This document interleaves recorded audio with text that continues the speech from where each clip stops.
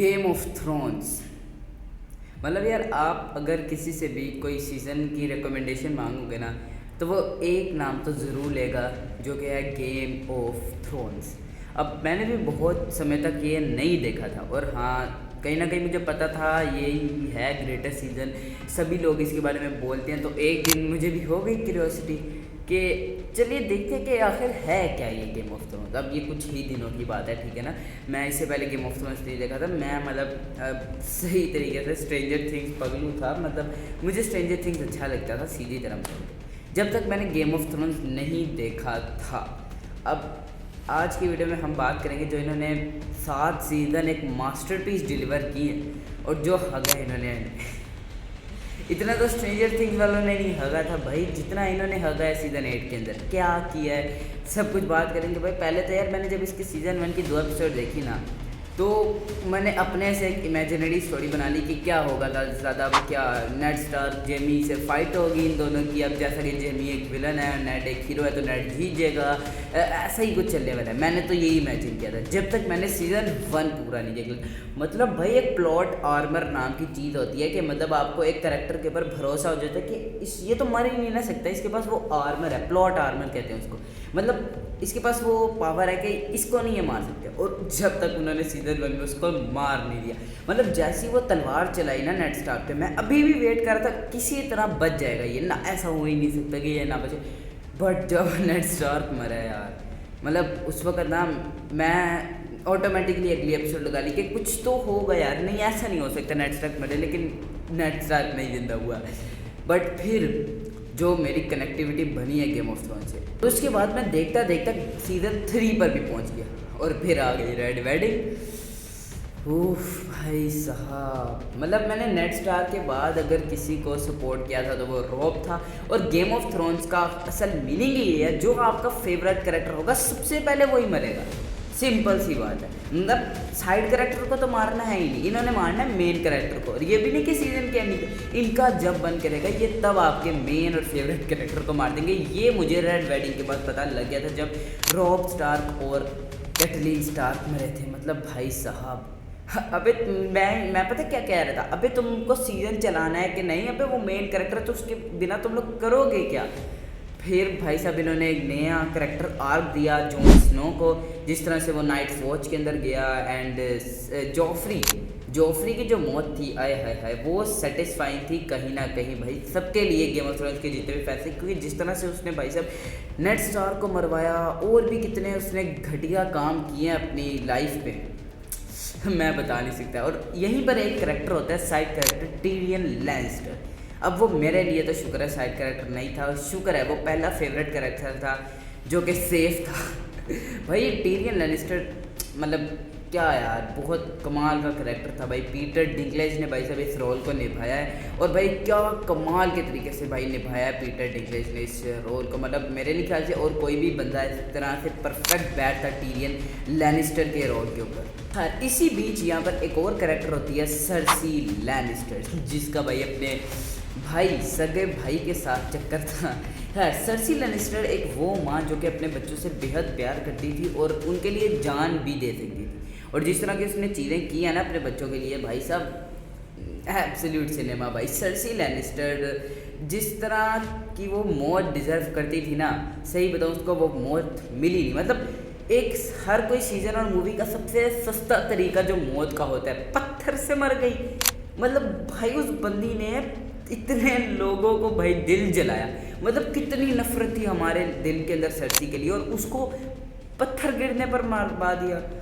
कुछ भी भाई, इतनी रोमांटिक मौत कौन देता है भाई। वो एक विलन थी भाई सीरियसली। मतलब उसने क्या क्या ऐसा काम नहीं किया जो कि फैंस को बुरा लगा था, और उसको सीरियसली पत्थर के नीचे दे दिया उन्होंने।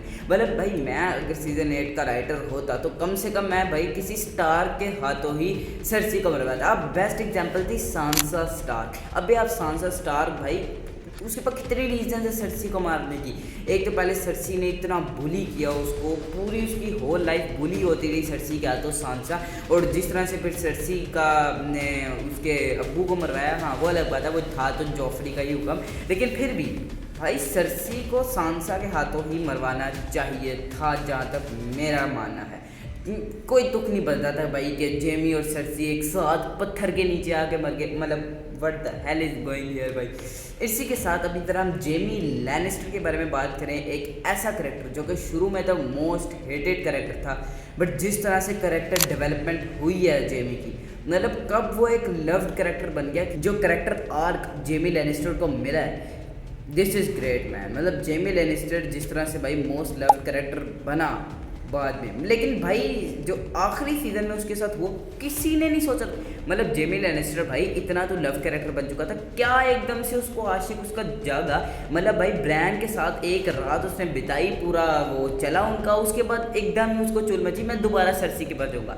जिसने उसको मरवाने की कोशिश की, दोबारा वो उसके पास जा रहा है, कुछ भी भाई। मतलब जिस तरह से भाई जेमी के साथ किया है ना इन्होंने, पूरे करेक्टर आर्क की इन्होंने करके रख दी भाई साहब, ये जो भी अपने करेक्टर्स थे, मतलब कुछ भी भाई साहब D&D ने किया है जेमी लैनिस्टर के साथ, मुझे तो वो डाइजेस्ट बिल्कुल ही हुआ। खैर इसी के साथ अगर हम लोग रैमजे बोल्टन के बारे में ना बात करें, मेरे ख्याल से ये वीडियो अधूरी होगी उसके बाद, क्योंकि रैमजे बोल्टन थियोन ग्रेजवे के फैंस के ख्वाबों में मेरे ख्याल से रैमजे बोल्टन आज भी आता होगा। और भाई इस सीरीज में जब जब रैमजे बोल्टन आता था ना, मुझे लगता था लो जी एक और एंटरटेनमेंट का सीन आने वाला है भाई, फुल टाइट हो गए बैठ जाओ। क्या कमाल के एंटरटेनमेंट प्रोवाइड किया रैमजे बोल्टन ने। और जो भी को बैटल ऑफ द बास्टर्ड्स के अंदर जिस तरह से जॉन स्नो ने रैमजे को मारा, वो भाई इतना सेटिस्फाइंग मोमेंट था ना GOT के फैंस के लिए। मैं तुम लोगों को सीरियसली वो जाहिर भी नहीं कर सकता कि कितना एक सेटिस्फाइंग, जो देखो चाहे जितना ही थियोन ग्रे जो है हेटेड था, मतलब इतना भी, लेकिन जो भी को यार एक सॉफ्ट कॉर्नर रह गया था जिस तरह से रैमजे बोल्टन ने उसके साथ किया था, मतलब बंदे की मर्दानगी काट दी, और इससे बुरा क्या हो सकता है भाई। खैर उसके अलावा अगर हम लोग सीज़न 8 के बारे में बात करें, सबसे एक ड्रॉबैक मोमेंट जो मुझे लगा, नाइट किंग को आर्या स्टार्क ने मारा। सीरियसली क्या बोल रहे हो तुम लोग। मतलब जब आर्या ने नाइट किंग को मारा ना, सही बताऊँ ना तो मुझे खुशी हुई, लेकिन भाई वो उसकी डेस्टिनी में नहीं था। मतलब हमने क्या देखा था कि नाइट किंग को एक प्रिंस आकर मारेगा, और वो प्रिंस कहीं ना कहीं जॉन स्नो था और वो इसके लिए रेडी भी था, लेकिन एकदम से आर्या स्टार्क को ये मूवमेंट देना, भाई जॉन स्नो की डेस्टिनी थी ये। और आप जॉन स्नो से नाइट किंग को नहीं मरवाओगे तो आप क्या आर्या स्टार्क से मरोगे। हाँ माना एक वो बहुत ही बड़ी एसेसन थी, बट कहीं ना कहीं जॉन स्नो था। अबे उसको फिर तुम लोगों ने तैयार ही क्यों किया था एक हीरो के तौर पर, जब उसने नाइट किंग जैसे विलन को नहीं मारना था। कुछ भी किया इन्होंने सीजन 8 में, मतलब वो डेनेरिस को मारने आया था सिर्फ, यही उसका काम था बस, कुछ भी किया यार इन्होंने। और हाँ एक सबसे बड़ी जो मुझे चीज़ लगी, वाइट वॉकर्स नाइट किंग के बारे में इन्होंने कुछ बैकग्राउंड बताया नहीं कि क्यों वो लोगों को मारना चाहते हैं, वो क्यों वर्ल्ड पर कब्जा करना चाहते हैं, वो कौन थे, कैसे हुए, किसी चीज़ के बारे में इन्होंने बताया ही नहीं। मतलब एक सीरीज़ का जो मेन था कि मुर्दों की सेना वाइट वॉकर्स, उनसे बचना होगा, लेकिन वो कौन है यही नहीं पता भाई साहब। सीरियसली वाइट वॉकर्स भाई उनके बारे में कुछ तो बताते कि आखिर वो कैसे उनको ये पावर्स मिली, वो कैसे वाइट वॉकर्स में तब्दील हुए, और वो भाई क्यों करना चाहते हैं ये सब। जो भी कहो भाई साहब, जब तक मैंने 7 सीज़न देखे ना गेम ऑफ थ्रोन्स के, मैं यही समझ रहा था कि गेम ऑफ थ्रोन्स की वर्ल्ड की बेस्ट सीरीज़ है, जब तक मैंने इसका 8वां सीज़न नहीं देखा था। मतलब भाई मैंने ना जो भी सुना था ना कि 8वां सीज़न बहुत बकवास है, मैं देखना चाहता था कि आखिर क्यों लोगों को बकवास लगे, और मैं समझ भी गया। मतलब जिस करेक्टर का जो रोल था, जो उसका मकसद था, उसने उसका उलट किया। मतलब जॉन स्नो सबको पता था कि नाइट किंग को मारेगा, उसी ने नहीं मारा। और कुछ भी आर्या स्टार्क जो कि बदला लेना चाहती थी अपने परिवार का, सरसी को उसके बिना पत्थर ने मार दिया। कुछ भी हुआ है भाई सीज़न 8 में, मतलब मैं एक्सप्लेन नहीं कर सकता तुम लोगों को, लेकिन हाँ फिर भी सीज़न 8 के बुरे जाने के बाद भी मैं तुम लोगों को रेकमेंड करूँगा 110% तुम लोगों को गेम ऑफ थ्रोन्स देखनी ही चाहिए, ये मिस करने वाली सीरीज़ नहीं है। और हाँ अगर तुम लोग ये सोच रहे कि 8 सीज़न है भाई, इतना टाइम कौन बर्बाद करें, मैंने भी यही सोचा था, लेकिन हाँ देख लो भाई 8 सीज़न है, लेकिन जो तुम लोग इससे सीखने वाले हो ना, गेम ऑफ थ्रोन्स परफेक्ट है। अगर इसका सीज़न 8 JJ RR मार्टिन कुछ तो अच्छा बना लेते यार।